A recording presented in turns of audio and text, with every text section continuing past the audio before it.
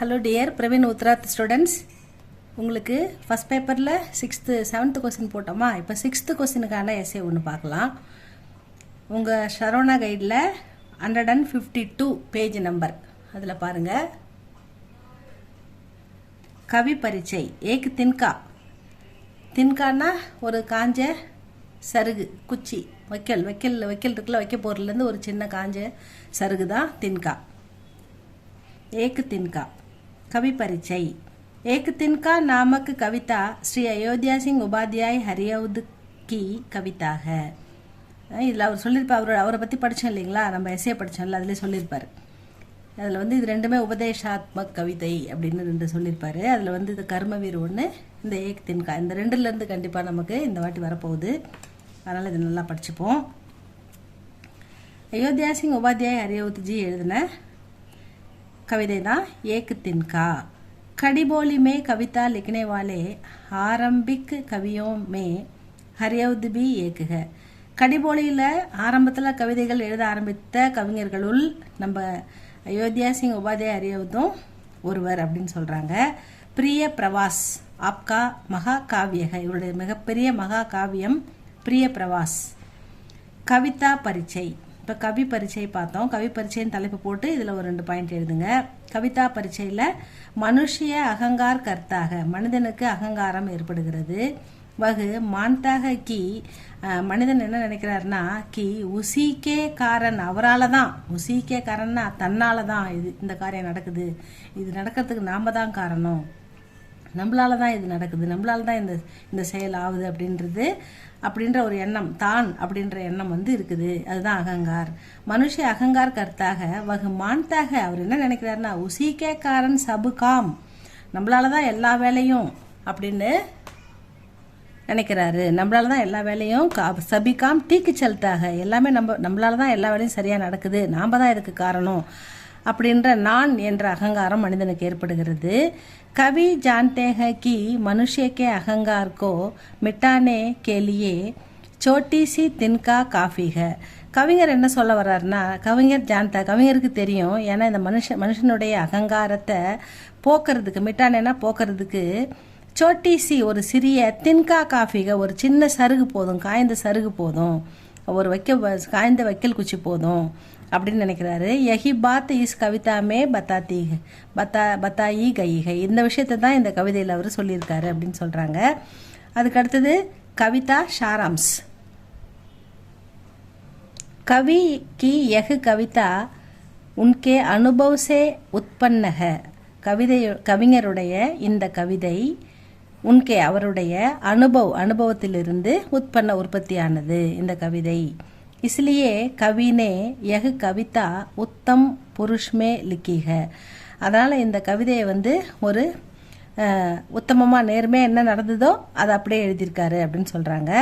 கவி கஹத்தே हैं कि एक दिन में अपने घर के मुंडेरे पर खड़ा था. ஒரு நாள் அவர் வீட்டுடைய மொட்டை மாடியில் கடான்னா நின்றுட்டு இருந்தார்.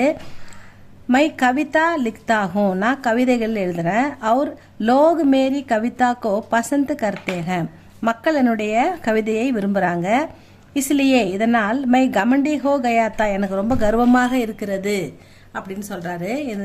என்னுடைய கவிதைகள் மக்களுக்கு பிடிச்சிருது, மக்கள் என்ன விரும்புகிறாங்க, அதனால் எனக்கு ரொம்ப கர்வமாக இருக்குது.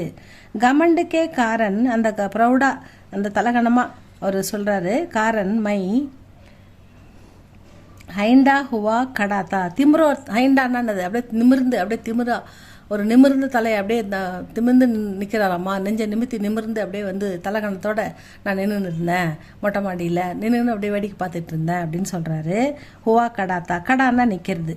இத்தனையுமே ஏக்கு தின்கா, இப்படி இருக்கும்போதே ஒரு தின்கா, ஒரு காஞ்ச வைக்கல் குச்சி, தூர்சே உடுத்தா ஹுவா ஆயா, தூரத்துலேருந்து பறந்து வந்தது. வகு தின்கா, அந்த குச்சி, அச்சானக் சடன்லி திடீர்னு, மேரி ஆங்குமே படுக, என் கண்ணில் பட்டுடுது, மேரி ஆங்குமே படுகையா, என்னுடைய கண்ணில் பட்டுடுது. தின்கா ஜப் மேரி ஆங்குமே படா அந்த அந்த சருகு வந்து எப்போ என் கண்ணில் பட்டுதோ அப்போ வந்து எனக்கு டக்குன்னு பெரிய அதிர்ச்சி ஆகிட்டேன் நான். தபுமை சவுக்குக எனக்கு ரொம்ப அதிர்ச்சி ஆகிடுது. தர்துக்கே காரணம் வலி ரொம்ப அதிகமாக ஆகிடுது எனக்கு. குச்சி வந்து கண்ணில் பட்டு ரொம்ப வலிக்க ஆரம்பிச்சிடுது. தர்துனா வலி, இந்த தர்துக்கே காரணம் வலி காரணத்தால் பேச்சைன் வகையா பைத்தியம் போல் நான் அப்படின்னு தெரிஞ்சு என்ன பண்ணுறதுன்னு புரியாமல் கண்ணை போட்டு கசக்கி அப்படி தெரிஞ்சுக்கிட்டு இருந்தேன். ஒரு மாதிரி வளைச்சலாக இருந்தேன், மன உளைச்சலோடு இருந்தேன்.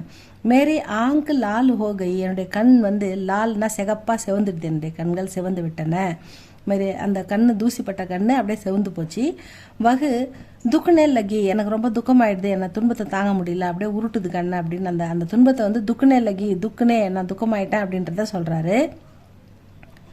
பாத் ஜான்கர், பாத்னா இந்த விஷயம், ஜான்கர் தெரிந்த, லோக் மக்கள், மேரி ஆங்கோம் பர் என்னுடைய கண்ணு மீது, கப்படேக்கே மூண்டு தேனே லகே, கப்படே துணியை மூட்டையாக சின்ன மூட்டையாக கட்டி அதை தண்ணியில் நினச்சி கண்ணில் ஒத்தி எடுக்கிறாங்க.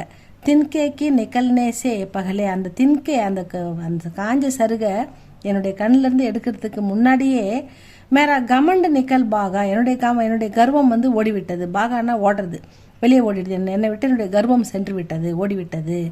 லோகு தொடிதேர் மூண்டு தேத்தேரே, கொஞ்ச நேரமாக மக்கள் வந்து அந்த துயர துணியை ஒத்தி எடுத்துக்கிட்டே இருக்காங்க.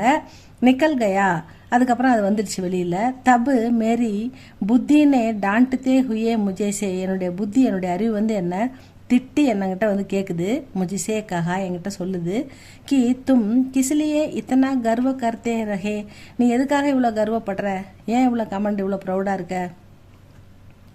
தும்கோ பரேஷான் கர்னேக்கிலே, உனக்கு துன்பம் கொடுக்கறதுக்கு, உன்னை கஷ்டப்படுத்துறதுக்கு, ஏக்கு சோட்டாசா தின்கா பர்யாப்துக, ஒரு சின்ன ஒரு சருகே போதுமானது. பர்யாப்தனா போதுமானது. உன்னை பெரிய கஷ்டம்லாம் உன்னை துன்பப்படுத்துறதுக்கு ஒரு சின்ன காய்ந்த சருகு போதுமானது. அப்படி இருக்கும்போது உனக்கு எதுக்கு இவ்வளோ கர்வம் அப்படின்னு மனசாட்சி வந்து அவர் திட்டுறதா எழுதியிருக்காரு. விசேஷ்தா, இதில் என்ன விசேஷம்? விசேஷ்தா அகங்கார் மனுஷியக்கே பத்தன் கா காரண் ஹை, அதாவது அகங்காரம் மனிதனை வீழ்ச்சிக்கு கொன்று செல்லும், வீழ்ச்சிக்கு காரணமாகிவிடும். பத்தன் வீழ்ச்சி, அவனுடைய அழிவுக்கு காரணமாகிவிடும். கவி சரல் அவர் சோட்டி கவிதாமே, இந்த எளிமையான சிறிய கவிதை மூலமாக, சோட்டினா சிறிய, சரல்னா எளிமையான கவிதை மூலமாக, கவிதாசே தத்திய அதாவது விளக்குகிறார், சம்ஜாத்தேக தெளிவாக விளக்குகிறார். கவிதா சுபோதுனா ரொம்ப ரொம்ப எளிமையானது, புரிந்து கொள்ள ரொம்ப சிம்பிளாக இருக்குது கவிதை.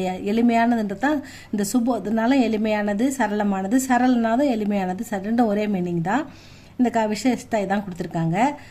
கவிதா சுபோதுனா எளிமையானது, சிம்பிளாக இருக்குது, மனிதர்கள் புரிந்து கொள்ளக்கூடிய அளவில் இருக்கிறது அப்படின்னு சொல்லியிருக்காங்க. அவ்வளோதான் ஏக் தின்கா ஸ்டூடெண்ட்ஸ், இதை படிச்சுக்கோங்க. அடுத்த கிளாஸில் கர்மவீர் பார்க்கலாம். இதை தெளிவாக படிச்சுக்கோங்க. இது வந்து கண்டிப்பாக வர்றதுக்கு வாய்ப்பு இருக்குது. தேங்க்யூ ஃபார் வாட்சிங்.